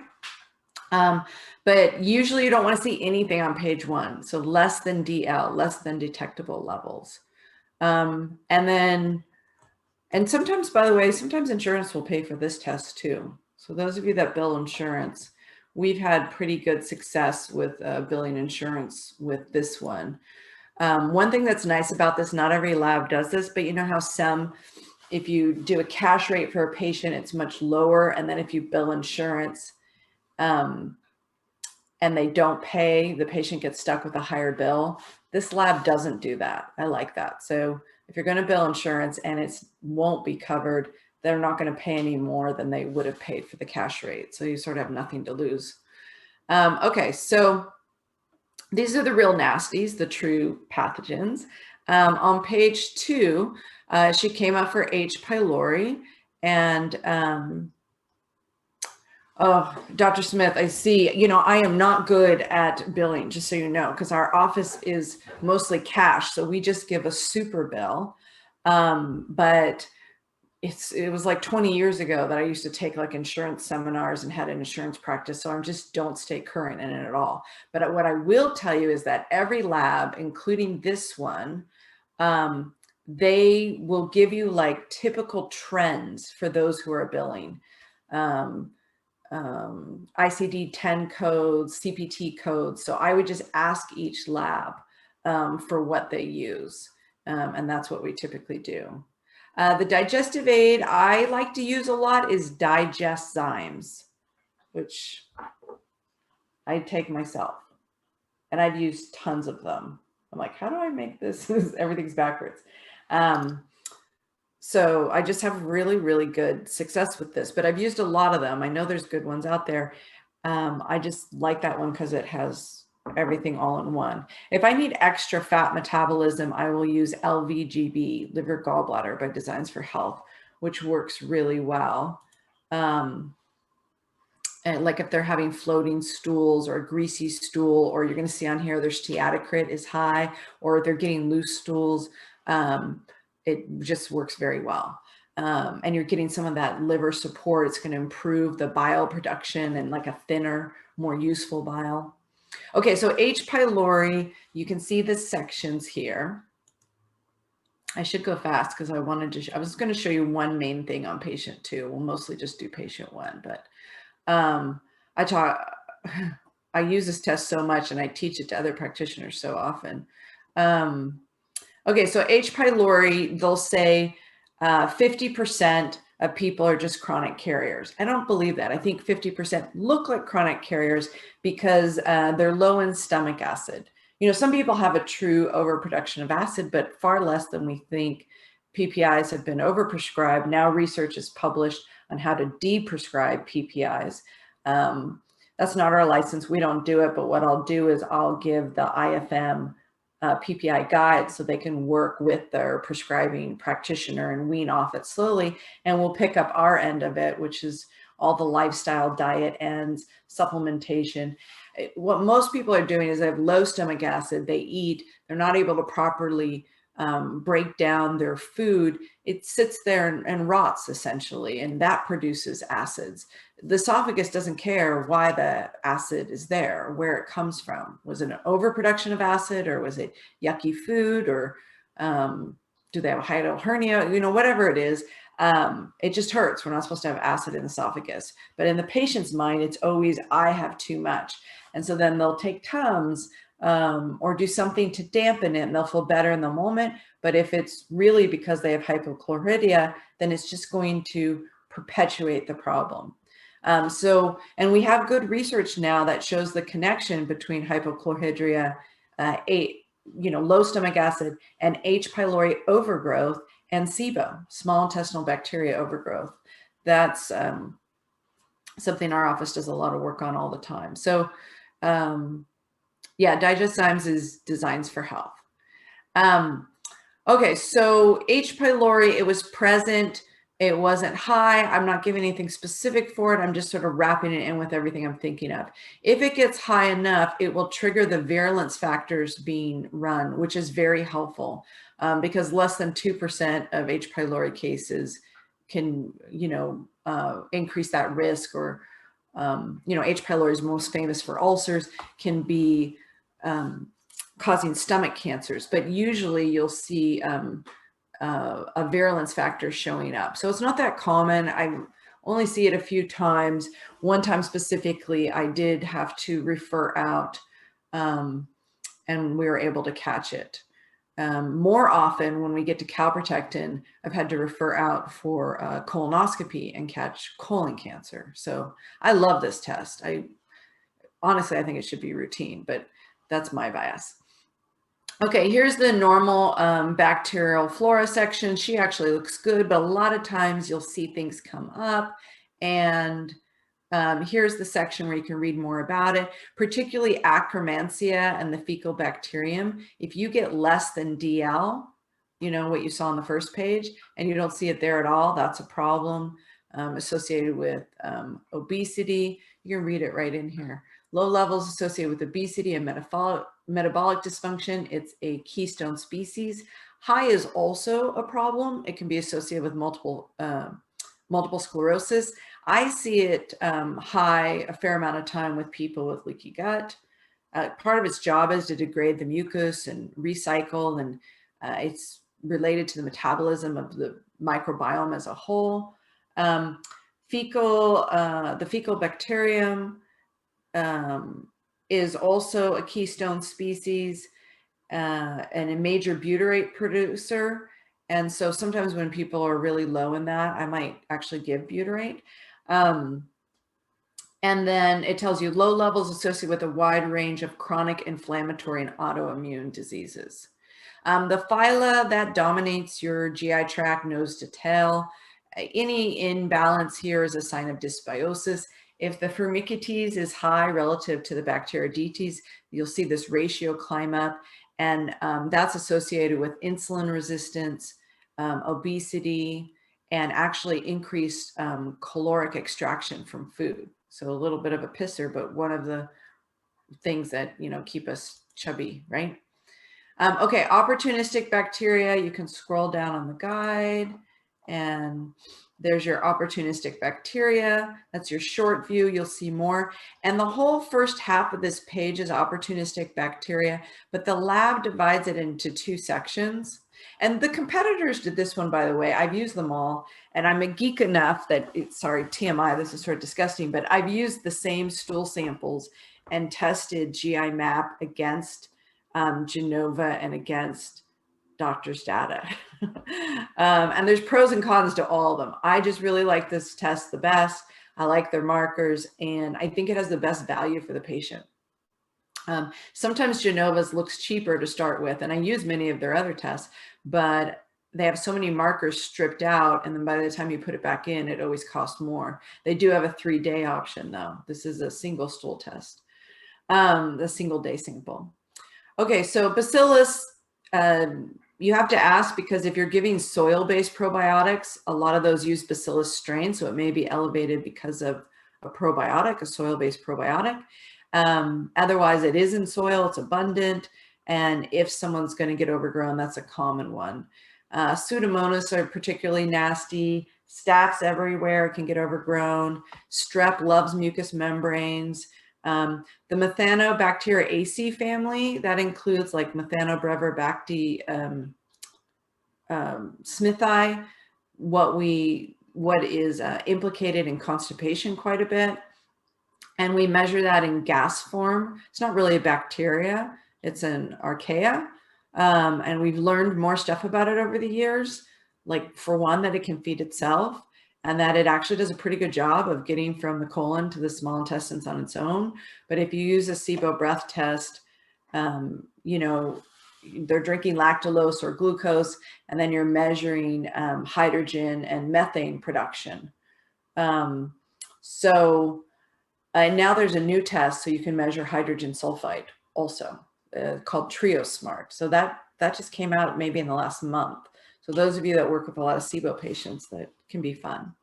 Does Diagnostic Solutions offer phone consulting? I believe so. I think every lab does. If you, those of you who know, I designed a lab software analysis. It's not released yet because I'm going through the final proof of it. It just has thousands and thousands of pieces of data, but most of these tests I've showed you are in it. It's extremely low cost. I built it for myself, but then I finally made it so other practitioners could use it.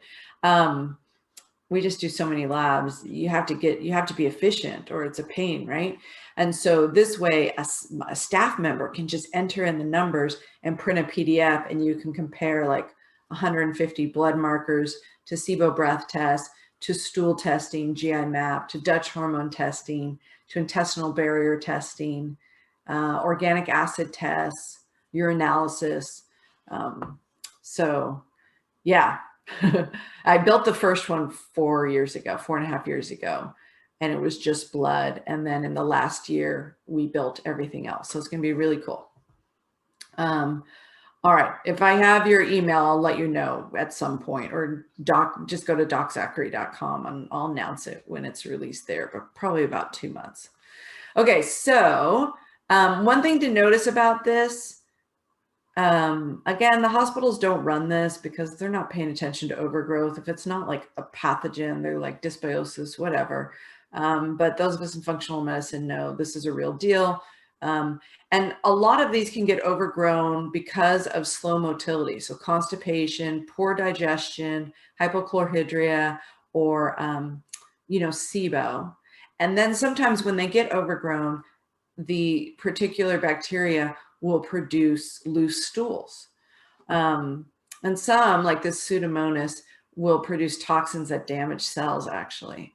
And then the methane is most implicated in constipation. So sometimes you've got that IBS mixed patient, right, where they're having symptoms of alternating constipation and diarrhea. You wonder why. You start to get some answers. This whole test, by the way, when I tell patients, it's dysbiosis, right? That general term for when things get out of balance. This is just confirmation of dysbiosis. But the lovely thing about the test is now you get to see exactly what it is. And then the lab breaks these potential, this is still opportunistic bacteria, but it breaks it into a different section because we have additional evidence that this bacteria is known to, and I'm quoting the lab, initiate and sustain the autoimmune conditions. And so for her, I know she has leaky gut. She's got this high histamine. We saw some stuff that was going on hormone-wise. So I'm going to be more mindful of this Klebsiella overgrowth because I'm assuming it's getting into her bloodstream. So I'm more concerned about it. And you can see Klebsiella here. It's a gram-negative bacteria. What was she high in? Lipopolysaccharides, IgG. So Klebsiella, the endotoxin, it's like the protective mechanism for the bacteria, right? It wants to live. It doesn't want to be gone. I describe it to the patients like a skunk with the stinky smell, or a turtle with a hard shell. So it releases lipopolysaccharides. So this is how we start to put all the pieces together. Another thing I'll tell patients when we're doing this work is like, those in natural medicine or those that do homeopathy, they used to talk about like a Herx response, and some thought it was a myth and some said it's real. Why do people get worse before they get better? Well, now we know not only is it not a myth, it's not even a Herx response. What it is if you're going to kill something off, they already release endotoxins or some type of endotoxin. You kill them off, they're going to release more. And Candida is great for that. I describe it as having a 7-act Shakespearean death scene where we'll kill them off, but they just don't go quietly into the night. And so I'm really trying to empower patients to have control over the rate at which we do this work. And I'm talking to them about things being too easy or too hard. So I expect some change. I expect some days to be better than others. I expect some bowel change. Things can be in flux, but it should, all be moving towards a better direction. If I'm making some recommendations and it's so easy they notice nothing, I want them to reach out to me because maybe I need to give them a biofilm buster. Maybe some of these critters are in biofilms and they're hiding against the body's natural defenses and they're hiding against the supplements or the antibiotics. If it's too hard and they're like living in the bathroom and they're miserable and they feel like they have the flu every day, then either we're going too fast and we need to ratchet it down, or they're like the worst thing you could do is start to kill some stuff off and they're constipated. You get an autotoxemia, like they need to be pooping. Or some of these endotoxins still involve the liver, right? Maybe they have some, maybe they have fatty liver, or they have liver congestion, or maybe their phase 2 detoxification has issues, and so they can't detoxify properly. So maybe we need to slow it down or half the dose or take a break, or I'm going to give them a binder. Like sometimes I'll use bentonite clay and charcoal, very short term, very limited amount, but Sometimes high dose nettle, like someone has a negative reaction like this, high dose nettle, and then a little bit of bentonite clay and charcoal can be amazing. And some of these people would get these, it would take them down for like 3 weeks, and now we might shorten it to like 2 hours. So big difference. Okay, additional notes on that are where? Hang on one second. I'm going to grab that question. I just want to show you. Oh, here. So page 24 of the little lab guide, it talks about these bacteria may trigger or sustain the autoimmune process. And then you have some additional notes on some of the autoimmune conditions associated with that opportunistic bacteria. And again, it doesn't mean like for sure someone's going to get rheumatoid arthritis, but it just means they took a certain population of patients with rheumatoid arthritis, looked back, and found a significant number had, Citrobacter overgrowth. Do I tend to focus on liver phase 2 or binders if patients get skin rashes while detoxifying? Yes. Yes, but I'd also look at histamine. So with this patient, I already put something in to support histamine to begin with because I saw it was elevated from that leaky gut test. Okay, fungus and yeast here. It's not that common that you get it on a stool test. So if that's your only way to test for fungus and yeast, you're going to be a little disappointed because it can colonize and hide in the stool. Sometimes it's not in the lumen of the gut and it's in the lining. And then candida's, it's so persistent in my experience, and it can go everywhere. So I find that the organic acid test, the urine metabolite test, is the most sensitive for candida, particularly the Rabinose marker. That's my experience. If I see it here on a patient, I assume it's everywhere. The viruses, most adults have already been exposed or had Epstein-Barr virus. This will only show if there's a current active infection. Page 4, it will test for some protozoa and worms. These aren't like the pathogenic parasites, Giardia on page 1. So some of these you'll see here. Let me get over there. Some are considered asymptomatic, or it could be a sign of dysbiosis as a whole. So you just want to always look at it collectively. But I've had patients who had a number of parasites, and then the rest of their test was a hot mess. And so in that case, I might give them a blend like GI Microbe X, where it has some antimicrobials, antifungal, and antiparasitic all in one. Why not just pick that one up, right? This gives you some news on the specific parasites, worms. I've seen worms like twice. It's just not that common that I see it. And then the intestinal health section, I think, is very valuable information because in my mind, it gives you a snapshot into how is this really impacting this patient? Like what's going on? So for her, steatocrit, no issues. But in your patients with fatty stool fatty stool, you'll see it higher. And sometimes people with fatty liver, because that fatty liver is impacting liver function as a whole and bile production. So you may see that elevated, or sometimes the patient who describes like, I had to wipe a lot. I go to the bathroom, I'm getting loose stools, or I have a stool and I just have to spend 10 minutes wiping. You'll see this elevated. Elastase 1, that is a marker made specific to the pancreas. So it's a nice sort of like insight into pancreatic function. Here's the little grid here. You only get flagged if they're below 200, which is really insufficient production. So I will address it if they're between 200 to 500, that's deficient. This person has enough. I can just tell you from doing hundreds and hundreds of these that typical is 1,500 to 2,500, but it's considered normal at 500 above. So yeah, if someone was 300, I might supplement, but that's why I use the digest slimes. I sort of get it all done in one.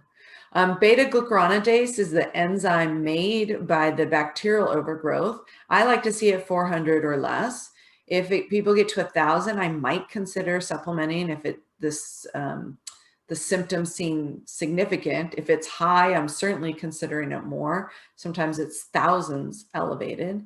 And beta-glucuronidase, per the lab, causes a unfavorable metabolic environment in the colon, but it also interferes with phase 2 detoxification in the liver, particularly of estrogen. So with this patient, I was putting all of that together, right? We already saw she is not driving down that 2-hydroxy pathway. She's going down the 4-hydroxy. And that's part of why I chose FemGuard for her, because a little bit softer, gentler,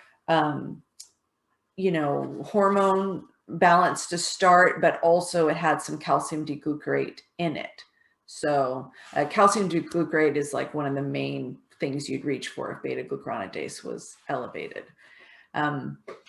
Sometimes that's helpful too. If you work with a lot of cancer patients and they have an estrogen-driven cancer, that can be a helpful way to make sure estrogen's staying lower or that it's clearing. All right, so here on the right, you can see beta-glucuronidase. Here's some of the main producers of the beta-glucuronidase. So of course, the root cause of it being elevated is to drive down the bacteria and address the dysbiosis and normalize it. She has high E. coli, so we're handling that. This talks about some of the issues here and how to address it. Milk thistle, calcium D-glucarate, especially if taking hormone replacement. And then SIG-A. So secretory immunoglobulin A, SIG-A. Oops, I skipped occult blood. I'll come back to that. Secretory immunoglobulin A, that's your first line of defense in your mucous membrane. So not just in your GI tract, but also like in your lungs and your throat, right? Nose. Here's the notes on it. When it's elevated, it's an activated immune response. So that means her E. coli that we saw on the first page, more likely to be a newer infection. Will I send out the recording? Yes, assuming I do a good job recording it. I'm not the most tech savvy, but the plan is yes, I will absolutely send it out.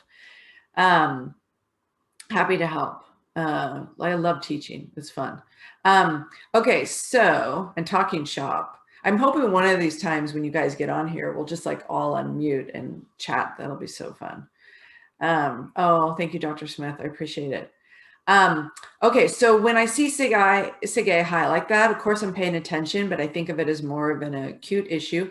A lot of times we see it low. For me, that's a sign, obviously not just what the lab says, the gut immune system is suppressed, yes, but I tend to see that like it's been an ongoing series of dysbiosis or gut infections and the body just isn't able to get the upper hand.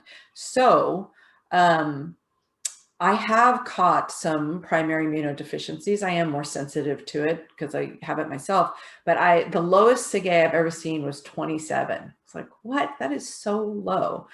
So I ran a full immunoglobulin panel and they did have a primary immunodeficiency. It's an inexpensive panel just to see total immunoglobulins. Interestingly enough, some people will just be low in IgE, which isn't that common. You usually see IgE high.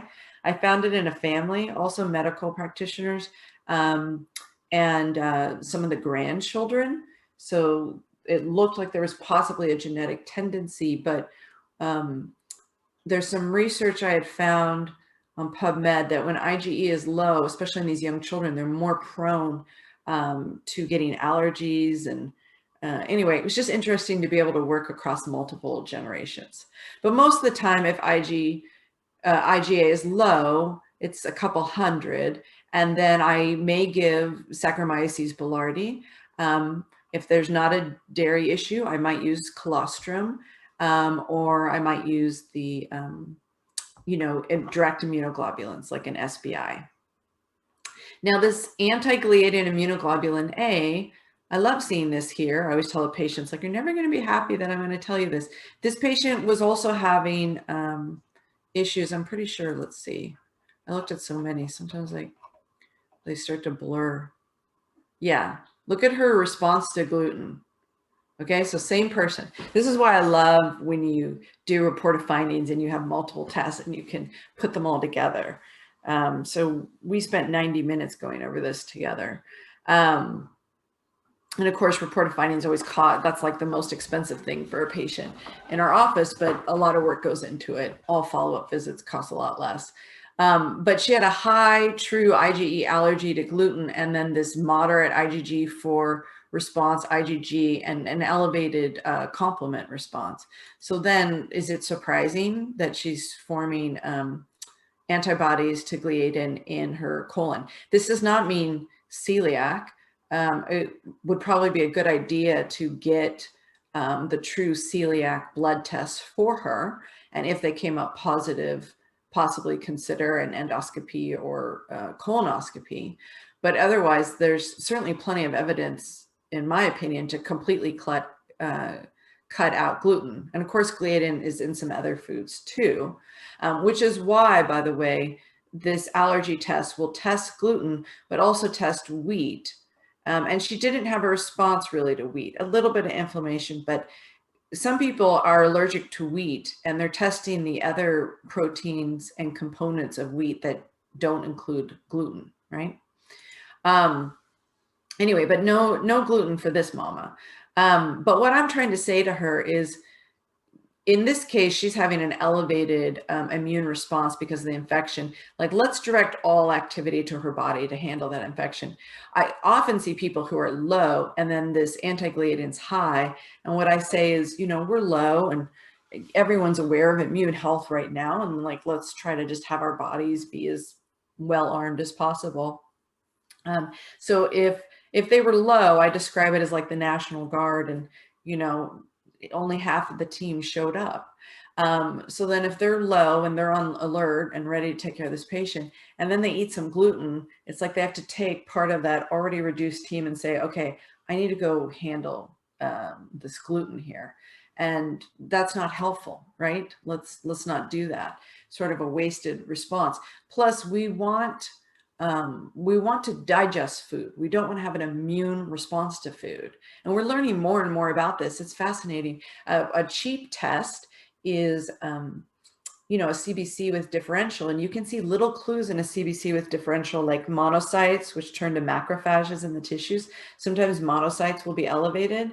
And most docs don't pay any attention to that, but that can be an early clue of, oh, there might be an infection somewhere, commonly a GI infection or dysbiosis. Or if white blood cells are not extremely low, like they're extremely low, we're thinking something serious. If they're slightly low, like functionally low and chronically low, what's going on?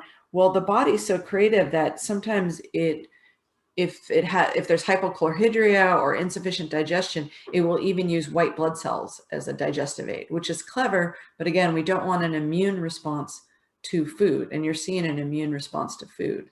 And gluten bothers everyone. Like, it's an irritating protein, but someone who doesn't have dysbiosis and can handle gluten, their bacteria will handle it, and that's how they consume it. From our research, we do see that even in healthy people, gluten will cause leaky gut temporarily. And then they digest it, the bacteria handles it, they're good. This kind of person, not able to do it, it's going to perpetuate that leaky gut problem. But again, we're having an immune response. So it's just not something I encourage. But this is, as far as we know, a non-celiac gluten sensitivity. Her calprotectin, it's in normal range. So calprotectin is one of the most studied inflammation markers in the stool worldwide. We have thousands of research articles about it. And if you're 49 or below, what research shows us is that it's statistically impossible to have inflammatory bowel disease. So very unlikely for Crohn's and ulcerative colitis.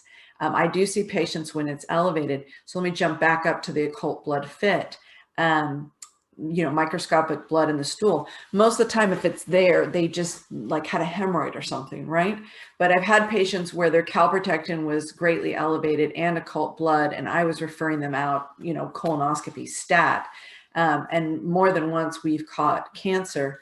One time in particular, I was thinking of, the surgeon said, go back and give that office a hug, because had we waited until the standard age for you to get a colonoscopy, you wouldn't have made it. So it was literally a life-saving procedure. I will tell you, within 5 minutes of saying that, the patient was also complaining about her weight. So it's like, I'm not sure she got the whole concept, but the surgeon was able to remove all the cancer. So that was good. So those are good markers, but I have seen calprotectin very, very elevated, and it's just from this mess you'll see on previous pages. And hers wasn't as severe. I see some that are far worse. And my approach then is if the blood is in normal and the calprotectin is high, I'm willing to do some protocols with them, but they must retest that calprotectin within a month or two. And if it goes down, then I'm fine. If not, we're doing a referral. Because colonoscopies, it's a great test, but it can also be overdone. It's not without risk.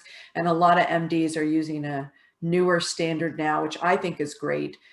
They won't do a whole GI map by any means, but they will do the occult blood fit and calprotectin. And if that comes back normal and there's no first degree relative with colon cancer and there's no previous colonoscopy with, big polyps or abnormal biopsy, they will say, you're fine. You can skip a colonoscopy this year. We'll see you next year. And they repeat the occult blood fit and the calprotectin. If it comes back normal again, year after year, that's great. That's a very non-invasive way to handle it. But then if it's abnormal, get them in, right? Because they have to go under, and sometimes there's bowel perforation. Most of the time it's fine, but again, it tends to get a little overdone. And then the last piece here is antibiotic resistant genes. These were not tested because although H. pylori was present, it wasn't high enough to trigger the response. But if it does, it's helpful because if you are going to prescribe an antibiotic, you'll see if there's if they're resistant to amoxicillin. So sometimes we'll see that also. So I'm just going to recap what I recommended. I'm going to show you one other thing that I thought was sort of funny. And then if there's any questions, I'll take them. Okay, so total recommendations for her. And just to recap findings, we did all the hormone stuff. You saw that. We saw the leaky gut issues, the high lipopolysaccharides in the blood, the multiple food allergies, and we just went over the GI map. And she did have the E. coli pathogen. H. pylori was present, and she had some elevated autoimmune opportunistic bacteria. And then, of course, this high Sig-A, right? So I gave her Digestzymes, digestive aid. I gave her Immunotone Plus, which has a blend of immune support, so you can look at that. I gave her the probiophage, the phages, and the high-dose probiotics. I gave her histamine for the elevated histamine, and then the leaky gut support in the form of GI Revive. For the stress and the hormones, we did phosphatidylserine in the evening, Pharmagaba to use as needed, DHEA just 5 milligrams once a day. If not enough of a difference, could increase up to 10 milligrams, and FemGuard Balance. I did give Ferroshell, very low dose, well-tolerated iron due to the anemia. I gave the Colorex Intimate Wash and Cream, which I see such good results about. I also gave, I'll show you one more thing, I didn't mention it, but this Fusobacterium that's high, and I think the Klebsiella too, they tend to be higher in the mouth, right? So the mouth is the start of your GI tract, but it's also a microbiome in itself. And I can't remember if the Klebsiella is one of that. Yeah, it's a common resident in the oral cavity and respiratory tract. So what I did was I gave a peribiotic toothpaste. So it's mint flavored. It has that dental lac, that good strain. It's like a probiotic for the mouth. So brush with it, spit, but don't rinse, and use it at night. And that's a little bit like a probiotic all night. So that's all I gave, and relatively low dose, but a number of different bottles. That was certainly enough to have to work on. Diet, lifestyle changes. And then depending on the response, I just wrote notes for myself. We can consider bioidenticals. I can step up the Dimavail. I can bring in calcium D-glucarate if needed. I have a little bit, but I could do a higher dose. I'm doing a fraction of what I would normally use. I could bring in DAO, that Hepatotone Plus, that liver support, and then GI Microbe X if I need an additional kill agent. Sometimes I give 2, but there was just enough going on. So that's why I didn't do that. All right, one last thing I'll show you real quick. I was going to go through it in more detail, but maybe another time. Let's see, patient 2, Dutch. I just wanted to show this, and the patient and I had a good laugh about it, because what are you going to do? She works a really high stress job, and I was joking she could show this to her boss. She is in menopause, but this, I was just going to show the cortisol range. You know how her cortisol was so high that the lab had to squish down the range in order to get her on the graph. So that was the part we were laughing about together. So she's definitely stressed. I mean, she's high all the way through, but you can see how high she is in the morning. So if you remember the previous patient, this high range black was about up here on the grid. And then you can see, just look at, you know, from 2,700 to 6,500 for the range of metabolized cortisol, and she's approaching 12,000. So anyway, there was a lot there. Okay, that was 2 hours. We did a ton. Thank you for everyone hanging in there. Any other questions that you have right now? You can type it in or unmute yourself. And if not, I'll just save the video link and send it out. Give my staff a couple days to figure it out. Glad you liked it. Thank you.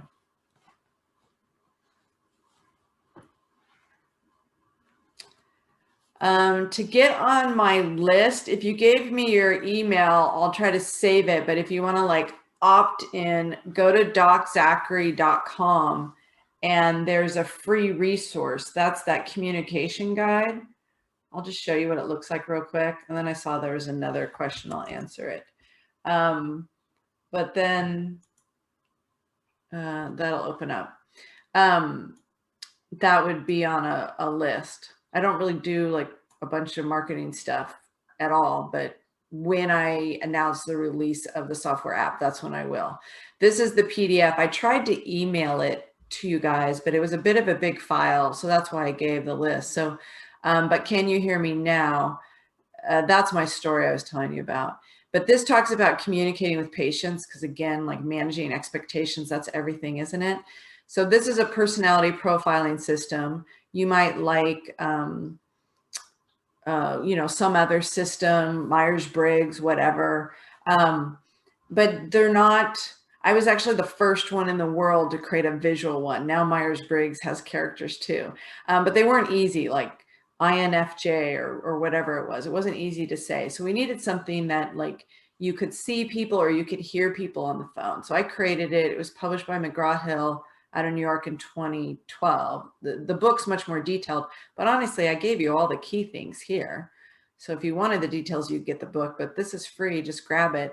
And it tells you each sort of personality type and how they work. You can take a quiz if you want. You don't really need to. I mean, you'll learn plenty there, but if you want a quiz, there it is. There's the score sheet. If you're going to take the quiz, don't look at the score sheet first so you don't bias your answers. But here's the good information. Like, what are the driving needs with people? Like the ones that need certainty, they have trust issues. Like this is going to show up in your practice with them. And then this section, this has never been published before, so I'm just giving this out. But this is how practitioner communicating to patients. So if your patient is that class president style and they have trust issues, their greatest fear is that they're going to be dependent on you as the practitioner or your technique or supplement. They don't want that. And their avoidance technique is to limit disappointment and remain skeptical. You know who they are. Like you tell them stuff and they're like, really? If something goes wrong, they're going to blame themselves for making a poor choice in choosing you or that test or that supplement, or they're going to blame themselves for being vulnerable. If they get really upset, their fighting response is to yell, make accusations, and they fight to be right. So don't ever like fight to be right with the class president, just let them be right. Their knee-jerk reaction is I'm done or I'm out of here. What they need to be heard, you take ownership for any part of yours, hold them accountable. They like tight boundaries, reassure them you're here to stay, you're not going anywhere. And here's the stealth technique. This is the part that's golden. If you can make them laugh, great, you'll win them over, or just be more upset than they are. If they're upset with your office because, you know, your nurse did not call them back in time or whatever, get more upset. And they're going to be like, oh, it's okay, doc. It's not that bad. So anyway, so I did that for each personality type. That part I think is golden. And then this is the software that tells you about the software labs. So if you go to doczachary.com, you can get that. And then let's see, what were some of your favorite learning resources when you're starting out in functional med? Well, I started out as a patient. I wasn't even practicing anymore. My license is as a DC like 20 years ago, and I had a completely different career. I had stopped practicing due to an injury from a car accident, had a completely different career, and I got terribly sick, and I had to leave that career. That's when I published the book, right? Was in that last career. And so, so my first resources, like I felt like I read all of PubMed, honestly. I was trying to figure out what was going on with myself. Why did I get sick? I spent 3 years researching that and solving it because I was on permanent disability. I had 7 doctors. I was on 8 prescriptions, and I was sleeping like 22 hours a day. I was sick as a dog. So the prognosis was not good. So that was my motivation, was to figure that out. And then from there, I started taking single classes. And then IFM, I love IFM. Their courses are wonderful. I'm really glad, quite honestly, that I took them later. Like I had already been in practice as a functional medicine doctor for years before I took IFM. I think it would be a little like drinking from the fire hose to take it in the beginning. So definitely found it easier doing it that way. So yeah, I just took a lot of courses one-on-one. I created a class, I think I listed in here. Yeah. Functional Medicine Academy. It's a shorter series, and it's based on like sort of what we did today. Like, what does it take to like read a test, go over some symptoms, and use it on Monday? If I was going to teach everything, there's no need to do that. IFM does a great job. Why compete with them? They have such thorough knowledge. So this was really like marketing secrets, communication, clinical practice, paperwork, all of that kind of stuff. Yeah, and Functional Medicine Academy, I was teaching it through a training company. They had the exclusive license to my courses, but they did not survive COVID because we're in California and you can't have any gatherings. And they always taught their classes in big groups to like 150 doctors at one time. So I'm going to redo those classes and just launch them online sometime next year. But yeah, it's just fun, good stuff to teach. And the marketing one, a lot of people don't know. And that was my last career, so I folded a bunch of that in. But yeah, those are the resources. The blood lab that I built and the other labs, the reason I built that is because when I first started doing it, I had to use 5 different textbooks and resources. I couldn't find it all in one place, and it just took too long. So that's why I did it. And then I couldn't find any that brought in these other tests. And I'm sure I'll just keep adding tests because the tests are wonderful, but you have to be efficient. So that's the problem with it. All right. Any other questions? Thank you, guys. Fun to be on. I'm taking a break for the rest of December. Yay. But we are, if you're interested in like functional medicine, like how to market to patients, you might want to watch what we do in January. This is a class series we're doing. It's not for practitioners, although practitioners always go through it, but this is, we do a body love challenge. It'll be our 11th one. And so I rebranded it because of what's going on with the quarantine and everything. But these are our classes. So if you want to see some of how we communicate with patients, you're certainly welcome to spy on that. So I'll be back in January and be very busy and somehow finding time to finish the software stuff. But otherwise, that's it. Reach out any other time if you have questions and I'll try to catch them. But yeah, if you don't hear from me the end of December, it's just because I'm taking a little bit of time off. All right, I'm going to sign off since there aren't any more questions. Thank you all so much. Bye.